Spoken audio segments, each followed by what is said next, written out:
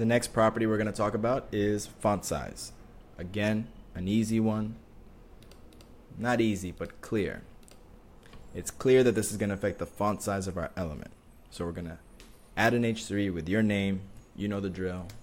Let's do that. Create an H3.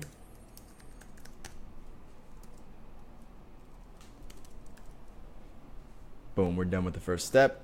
Now add a style tag and a font size property to your referenced H3 rule.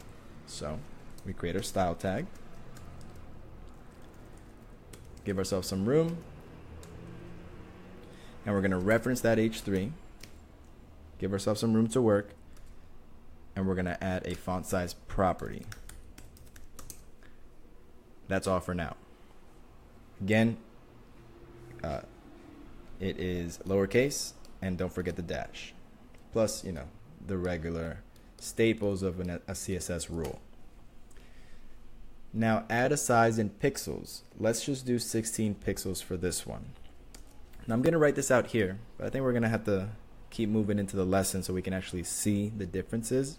The way I describe pixels, and REMs for that matter, is that once you see what 16 pixels looks like, then you have a frame of reference, and when we jump up to 20, you'll know it'll be slightly bigger, or when we jump up to 32, you'll see that it's twice as big. But we kind of need to know what one setting looks like in order to know if we need to make our text bigger or smaller, kind of like an anchor point. So let's see what we have written here. If you've created this, you're in good shape. I've actually added a little bit of a content editable block just to see the differences in size. So let's test out what a couple of different sizes look like. So this is going to affect this guy right here, right there on the CodePen page. So let's change it to 1. See that it's tiny. And the first selection here is changing it to 16 pixels. Now 16 pixels is an important size because that is what the default size of your text would be if you were just writing it out without any styles. So it's the default.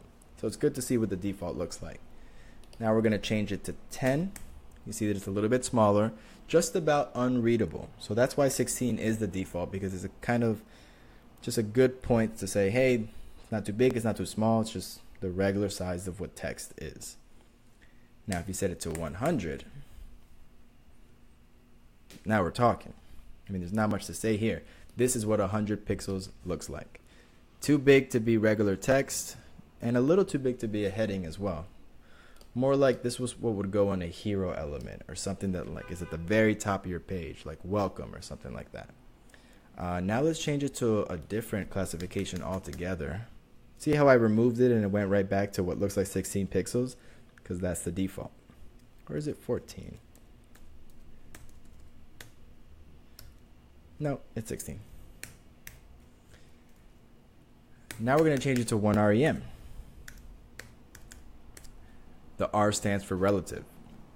So 1 REM is kind of shorthand, and it can be adjusted using some advanced concepts.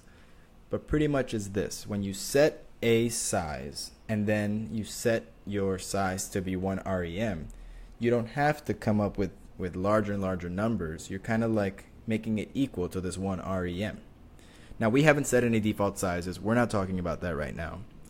We know that the default size of text is 16 pixels. So 1 REM is by default already set to 16 pixels. So 1 REM equals 16 pixels. So 2 REM is equivalent to 32 pixels. You can do 2.5, 2.3, or even 20.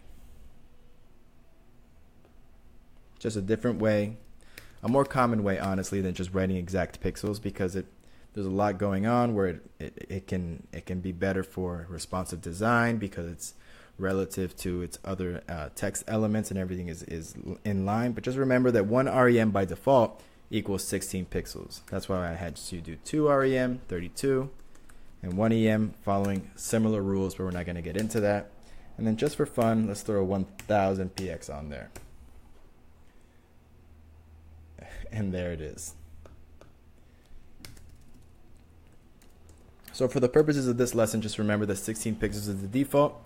16 pixels also equals 1 REM, and you're free to use either one, whichever one you feel more comfortable with. I started with pixels. Now I almost exclusively use REM, but only because I know what I'm getting when I do 2, and because it's equal to 32 pixels, so on and so forth.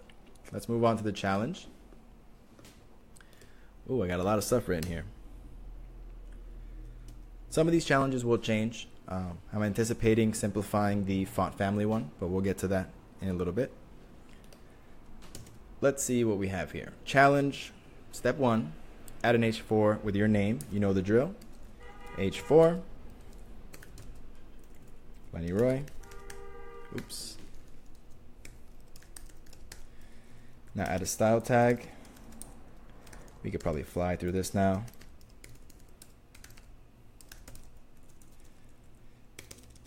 Reference the H3 rule. H4.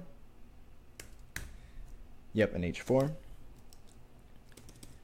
Give yourself some room to work. And then create the font size property. Remember, lowercase with the dash. And then a colon. And now change that. Let's see what it looks like now. That looks like it's 10px. Don't worry about that. What we're going to do now is change it from whatever it is currently to 40px, as that is the first challenge right here. 40px, semicolon, and boom, now our H4 is 40px. Now we're going to change the size to 10px. We're going to see how it changes back down to what it was. And then we're going to change it to 100px, but we already saw it with 1000. It's just larger. And there it is. If you have this, you're done with this challenge. And just to recap, so far we've done color for the text color, background color for the background color of the element, and font size for the font size. I'll see you in the next lesson.